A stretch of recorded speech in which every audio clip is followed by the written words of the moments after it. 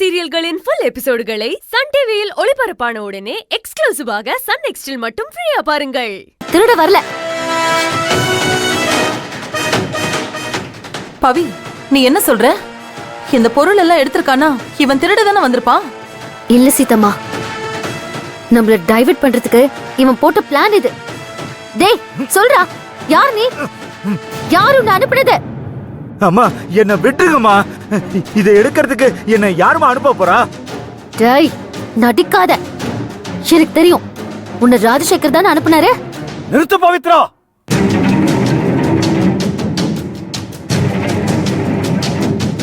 மாமா, அவர்தான் மாமா அனுப்பியிருக்கணும். இதெல்லாம் நல்லா இல்ல பவித்ரா. நம்ம வீட்ல என்ன நடந்தாலும் அதுக்கெல்லாம் ராஜசேகர் தான் காரணம்னு சொன்னா என்ன அர்த்தம்? ஏதோ வயத்து பொழப்புக்காக இங்க வந்திருக்கான். இவனுக்கும் ராஜசேகருக்கும் தொடர்பு இருக்குன்னு சொல்ற நீ? உனக்கே இது பைத்தியக்காரத்தனமா இல்ல? ஷூ மாமா, நம்மள எப்படி குழப்பி விடணுங்கிறதுக்காக தான் அவர் போட்ட டிராமா இது. திருட வந்தவன் மகேஸ்வரி அக்கா கழுத்துல எதுக்கு கத்திய வைக்கணும்? என்னமா சொல்றீங்க? என்னென்னமோ சொல்றீங்க. அம்மா, உங்களை கையெடுத்து கும்புறமா, என்ன விட்டுருங்கம்மா. பொழைக்க வழி தெரியாம இப்படி வந்து திருடிட்டமா, என்ன விட்டுருங்கம்மா. இவனை போலீஸ்ல புடிச்சு கொடுங்க மாமா. அவங்க விசாரிக்கிற விதத்துல விசாரிச்சா இவன் உண்மையை சொல்லிடுவான். ஐயோ, அப்படிலாம் செஞ்சிடாதீங்கம்மா. என் புள்ள குட்டிலாம் நடுத்தருவுக்கு வந்துருங்கம்மா. வேண்டாமா. டேய், யாரோட ஏமாத்துறீங்க? யார் ரவி?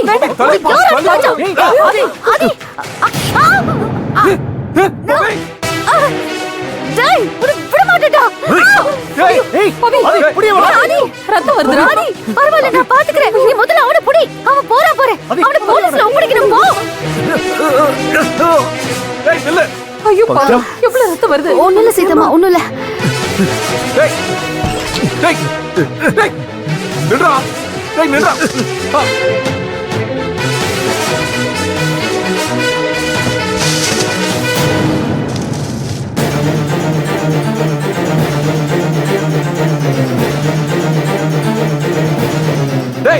நில்றா.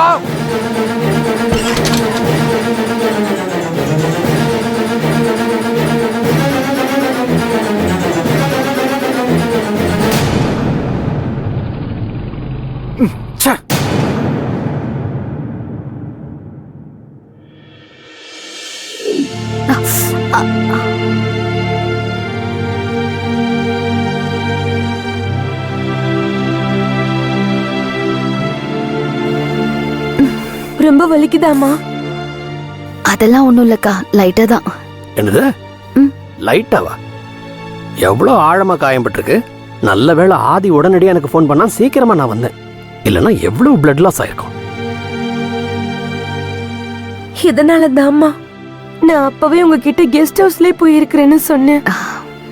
இப்படிலாம் நடக்கும்னு தெரிஞ்சுதான்க்கா நான் உங்களை கெஸ்ட் ஹவுஸ்க்கே போக வேண்டாம்னு சொன்னேன். கொஞ்சம் பொறுத்துங்க. அரவிந்த், இருக்கு பாயிண்ட். இதோ பேண்டேஜ் சிஸ்டர்லாம் இருக்கு. விட்ட ஒரு மெடிக்கல் ஷாப்பே கொண்டு வந்துருவோம் போல இருக்கு.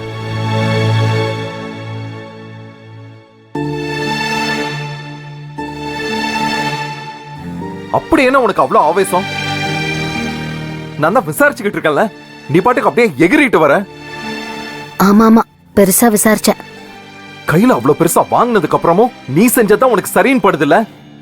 ஓ, கத்தி வச்சிருந்தான்னா அவனை ஐயா அரசேன்னு தாங்க சொல்றியா? நான் தெரியாம தான் கேக்குறேன். இவ்ளோ பேசுறல்ல, அவன் கையில கத்தி வச்சிருக்கானேன்னு கொஞ்சமாவது அறிவு இருந்தா இந்த மாதிரி பக்கத்துல வந்திருப்பியா? நீ புடிச்சிட்டு இருக்கேன்னு தானே நான் வந்தேன். கரெக்டா இப்படி விடுவேன்னு நான் என்ன கனவா கண்டேன்? உன்ன அரவிந்த் பாருங்களேன் எப்படி பேசுற. சண்டை போட வேண்டிய நேரமா இது. நடந்தது நடந்து போச்சு. இனிமே என்ன நடக்கணுமோ அதை கவனிப்போம். பவித்ரா, கொஞ்சம் காயத்தை காட்டுங்க.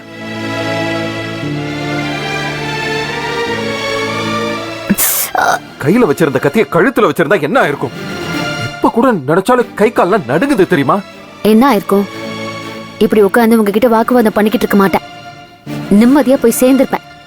நீயும் ரொம்ப நிம்மதியா இருந்திருப்ப. வாய பாருங்க சீதாமா. இவ போய் சேருவாளா, நம்மளாம் நிம்மதியா இருப்போமா? இவ போயிட்டா நாங்களா மட்டும்? யார் போயிட்டாலும் யாரும் பின்னாடி எல்லாம் போக மாட்டாங்க. யாரையும் எங்கேயும் போக விடுறதா இல்ல. ஏற்கனவே போய் சேர்ந்த ஒருத்தருக்கு இன்னும் பதில் கிடைக்கல. அந்த நியாயத்தை கூட வாங்கி கொடுக்க முடியாம அதுக்குதான் நான் இன்னும் போராடிக்கிட்டு இருக்கேன். அதுக்கு ஒரு வழிய காணும். இதுல நான் வாழறதா ரொம்ப அவசியமாகும். பவி, உனக்கு என்னாச்சு? எதுக்கு தேவையில்லாத விஷயத்தெல்லாம் ஒண்ணுத்துக்கு ஒண்ணு லிங்க் போட்டு எங்க எல்லாரையும் குழப்பிக்கிட்டு இருக்க? இது பாருங்க, யாரும் குழம்ப வேண்டாம். அவங்கவங்க வேலையை போய் பாருங்க. இது எல்லாத்தையும் நான் பாத்துக்கிறேன். அரவிந்த், நீங்களாச்சும் கொஞ்சம் சொல்லுங்களேன். இது பாருங்க, இதெல்லாம் எடுத்து அவன் பையில போட்டு வச்சிருக்கான். கொலை பண்ண வந்தவன் எதுக்கு இதெல்லாம் எடுக்கணும்? யாரும் நம்ப வேண்டாம். நான் திரும்பவும் முதல்ல இருந்து சொன்னா மாமாவுக்கு என் மேல இருக்கிற கோவம் இன்னும் ஜாஸ்தி ஆகும். இதோட விட்டுறலாம். இனிமே இது என்ன செய்யணும்னு நான் பாத்துக்கிறேன். இல்ல பவித்ரா, உண்மையில எனக்கு எந்த கோவமும் இல்ல. என் நண்பனை நீ புரிஞ்சுக்கலையேங்கிற வருத்தம் தான். எனக்கும் அதே வருத்தம் தான் மாமா. உங்க நண்பனோட ஒரிஜினல் சுயரூபத்தை எப்போ நீங்க புரிஞ்சுக்க போறீங்கன்னு தான் நானும் காத்துட்டு இருக்கேன். கூடிய சீக்கிரம் ஒரு நாள் வரும். அப்ப உங்களுக்கு புரியும். ஆதி, நந்தினி கால் பண்ண. இந்த நேரத்துல எதுக்கு பவி? இந்த சூழ்நிலையில மகேஸ்வரி அக்காவோட பாதுகாப்பு ரொம்ப முக்கியம். நீ கால் பண்றியா இல்ல நான் கால் பண்ணவா? பண்றேன். அப்படியே சங்கவிக்கும் கால் பண்ணி நடந்ததை சொல்லி அவளையும் வர சொல்லு. சங்கவிக்கு இப்ப எதுக்குமா? சொல்லணும் மாமா. அது இந்த நேரத்துல எப்படி அவங்கள வர சொல்றது? அவ மட்டும் இல்ல, அவளோட அப்பாவும் வரணும்.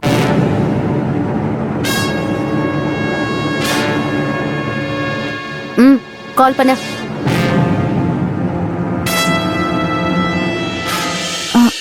எனக்காக நீங்க ரொம்ப பெரிய விஷயம்லாம் செஞ்சுட்டீங்கப்பா. இதுக்கு மேல எதுவும் செய்ய வேண்டாம் ப்ளீஸ். ஏமா, ஏன் அப்படி சொல்ற?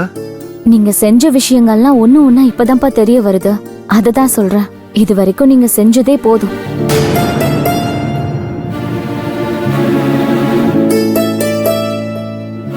என்ன அப்பாவும் பொண்ணும் இன்னும் பேசி முடிக்கலையா?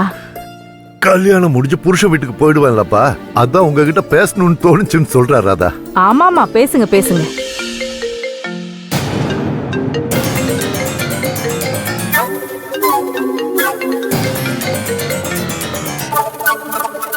யாருங்க இந்த நேரத்துல போன் பண்றாங்க? அது ஆபீஸ்ல இருந்து. இவனுங்களுக்கு நேரங்காலமே கிடையாது. முட்டா பசங்க என்னதான் படிச்சானுங்களோ.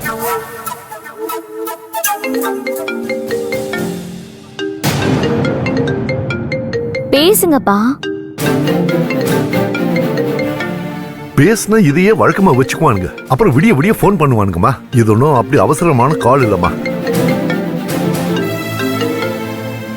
என்னப்பா நீங்க அவசரம் இல்லாமையா திரும்ப திரும்ப போன் பண்றாங்க? பேசுங்க.